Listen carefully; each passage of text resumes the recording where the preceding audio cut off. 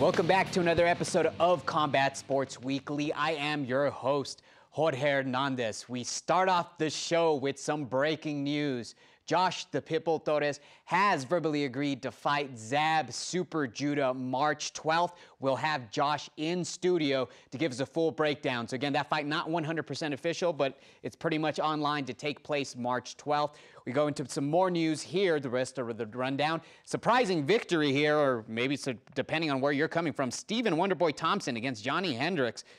Thompson just putting on a clinical clinic. We'll take a look at some of the highlights to this fight that took place this past week. And in more news, if you haven't heard, after we went off air, it was announced that Tim Means has been pulled from his UFC Fight Night 83 fight against Donald Cerrone, February 21st. We'll let you know who Cerrone's new opponent is. In other news that broke after we were off air last week, John Jones and Daniel Cormier, the rematch for April 23rd will take place, as you may have expected it, on pay-per-view. This fight was something the UFC tried to, target New York for, but obviously MMA is not legal in New York, and that whole provision did not go through. So we get Jones versus Cormier, again, April 23rd in Las Vegas.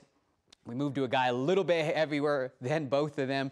Cody East out of Albuquerque. He defended his Legacy FC championship. Of course, Cody East from Jackson's Winklejohn in the local segment. We'll let you know how he did, if he came out victorious or not.